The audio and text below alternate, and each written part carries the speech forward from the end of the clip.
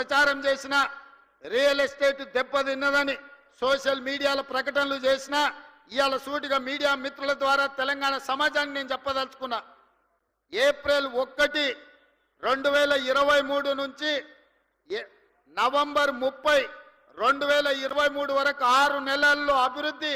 అదేవిధంగా మన ప్రభుత్వం వచ్చినాక ఏప్రిల్ 1, 2024 నుండి నవంబర్ 30 తారీఖు వరకు పోల్చినప్పుడు హైదరాబాద్ నగర రియల్ ఎస్టేట్ దాదాపుగా 29% అభివృద్ధి చెందింది. ఇది మా నిబద్ధతకు, మేమిచ్చిన అనుమతులకు హైదరాబాద్ నగరానికి రియల్ ఎస్టేట్ ఆదాయం పెరిగింది, తగ్గలేదు.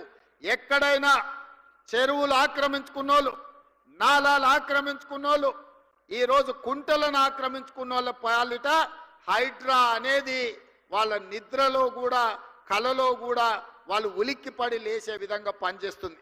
హైడ్రా మీ ఆస్తుల దగ్గరికి రాలే, మీ అనుమతులున్న నిర్మాణాలు కూలగొట్టలే, అక్రమంగా చెరువుల్లో అదేవిధంగా కుంటలలో అదేవిధంగా నాలాలు ఆక్రమించుకొని హైదరాబాదు నగరాన్ని అభివృద్ధిని అడ్డుకొని దెబ్బతీసి ఈరోజు ఆ నీళ్లు రోడ్ల మీదకి వస్తుంటే వాటి ఆక్రమణలు తొలగించడానికి మాత్రమే హైడ్రా పనిచేస్తుంది. ఇవాళ నరేంద్ర మోడీ గారు అహ్మదాబాద్లో ఆయన సబర్మతి రివర్ డెవలప్మెంట్ ఫ్రంట్ కట్టుకుంటే అక్కడ ఆయన కట్టుకుంటే ఇక్కడ కిషన్ రెడ్డి చప్పట్లు కొడుతుండే, అబ్బా మా మోడీ చూడ అద్భుతం చేసిండని. 25 ఏళ్ల నుంచి కిషన్ రెడ్డిని హైదరాబాద్ ప్రజలు భుజాల మీద మోసిరు. ఆయన మాత్రం మూసీ రివర్ డెవలప్మెంట్ ఫ్రంట్ వద్దు, ఎందుకంటే హైదరాబాద్ నగరంలో మూసీ అభివృద్ధి అయితే మోడీ కంటే మంచి పేరు తెలంగాణకు వస్తుంది కాబట్టి మేము కాళ్ళలో కట్టె పెడతాం, మూసీని కట్టనీయం, అట్లట్ల కడతాం, మూసీలో పోయి పండుకుంటాం అంటుండు. నువ్వు మూసీలో పండుకున్నా, మూసీలో మునిగి మీరు ఆత్మహత్య చేసుకున్నా ఇక్కడ ప్రజలు మిమ్మల్ని పట్టించుకోరు. కిషన్ రెడ్డి గారు, మీరు నిజంగానే మీకు చిత్తశుద్ధి ఉంటే మోడీ దగ్గరికి వెళ్ళి కేంద్ర ప్రభుత్వం నుంచి ఓ 25,000 కోట్ల రూపాయలు మూసీ రివర్ అభివృద్ధి కోసం నిధులు తీసుకురా. అక్కడ పేదోళ్ళ కోసం ముసలి కన్నీరు గారుస్తున్నావు కదా, ప్రధానమంత్రి ఆవాస్ యోజన కింద భూమి నేను ఇస్తా, ఓ 10,000 కోట్ల రూపాయలు తీసుకురా. అద్భుతంగా పేదోళ్ళందరికీ మంచిగా అపార్ట్మెంట్స్ కట్టి ఇద్దాము, వాళ్ళకు మంచి భవిష్యత్తు ఇద్దాం, అక్కడ మంచి స్కూళ్ళు కట్టిద్దాం, మంచి కాలేజీలు కట్టిద్దాం.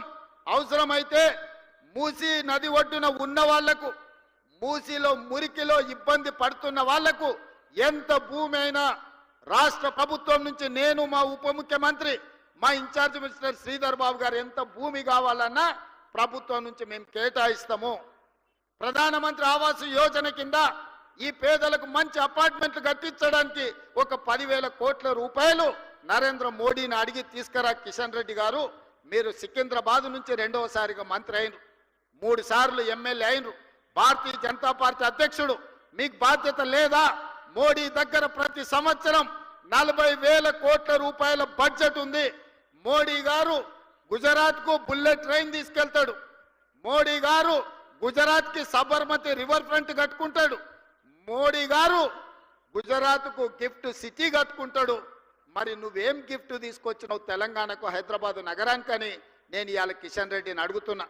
5 ఏళ్ళు అయిపోయింది, ఇప్పుడు 6వ సంవత్సరం మంత్రి అయినావు, ఒక్క రూపాయినైనా తెచ్చినావు ఆ కిషన్ రెడ్డి? తెలంగాణ ప్రజలకు నువ్వు సమాధానం చెప్పు. గతంలో అంటే వాళ్ళు చేసిన ఏదో పనులకు ఇవాళ వాళ్ళు ఫామ్ హౌస్లో వండుకున్నారు, వాళ్ళ గురించి చర్చించడం కూడా దండగమారి వ్యవహారం. వాళ్ళ పనితనానికి ఇక్కడనే ట్యాంక్ బండ్ ఉన్నది, కొబ్బరి నీళ్లు చేస్తా అన్న నీళ్ళు ఎట్లున్నాయో ఒక్కసారి చూడండి. ఇంకా నేను ఏం చెప్పను.